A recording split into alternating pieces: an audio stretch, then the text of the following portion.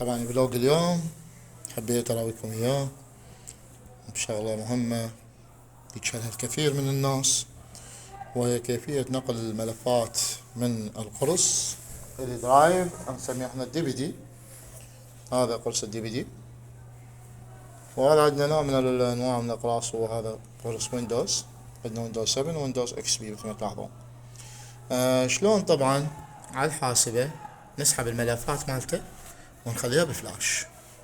اوكي، انا هذا الفلاش بخليه جوا، وهذا القرص راح اخليه هنا.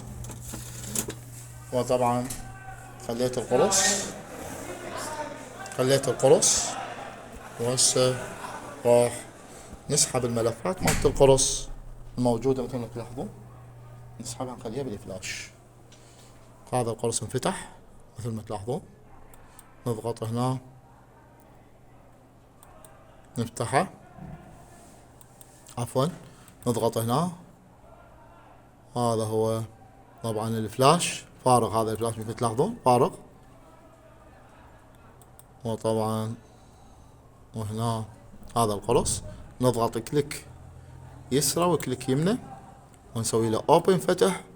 بعدين هذه الملفات الموجودة مثل ما تلاحظون، هاي كل الملفات الموجودة داخل القرص باعوها. خلنا اوضح لكم اياها، سوي الزوم. هسه راح نسحبها. شلون نسويها؟ طبعا نسويها كوبي، نسخ بهذا الشكل كلها راح نسوي لها.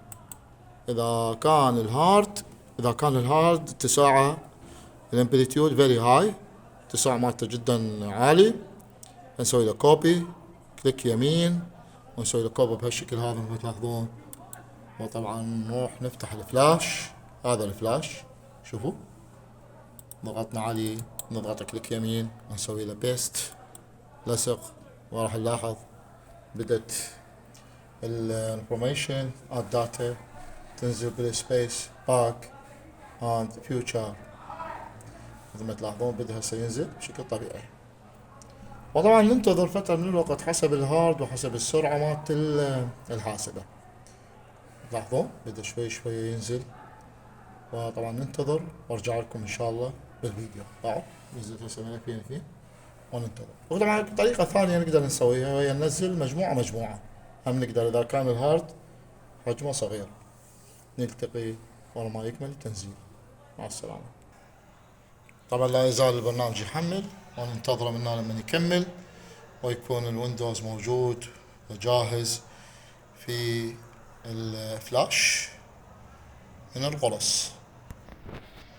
مثل ما تلاحظون وصل تقريبا للنهاية، ننتظره في 5 دقائق ويكمل ان شاء الله، ويكون ملفاته بالعافية علينا. ملفات الويندوز، ويندوز 7 ويندوز اكس بي، هذا القرص بي كلها محملة في الفلاش. بس ان شاء الله تتم على خير العملية، وراويكم بعدها طبعا شلون الملفات انقلت بشكل سلس.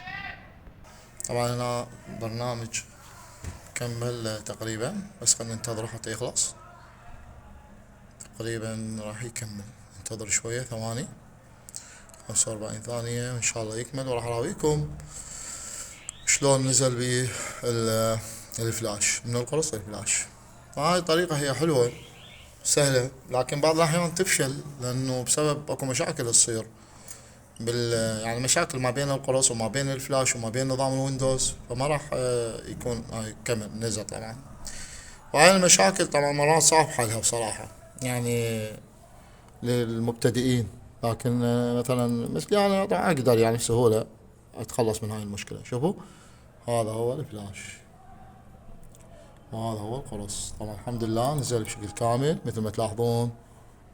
هسه هذا هو البرنامج بشكل كامل نزل، نقدر هسه ننزله على اي حاسبة، نبوتها ويشتغل طبيعي. وطبعا هنا لازم تتأكدون من شغلة ان الملفات كلها نازلة، تقدرون تحسبوهن، يعني تحسبون عدد الملفات كاملة، واحيانا حتى من تحسبهن عددهن كامل هم راح ينجح هذا الشيء، لانه احيانا هو بداخل الفولدر هذا المجلد بداخله ما بي ملفات، بداخله مرات ما بي ملفات. على العموم هذا هو باختصار الفلوج والفيديو مالتنا الخاص بالسيستم سحب الملفات من أي قرص، سحبه من خلال الفلاش، يعني ننزله بالفلاش مباشرة، ونقدر يعني حتى نسحب قرص ثاني وما شابه ذلك. هذا باختصار، وشكرا لكم، ونلتقي مع السلامة.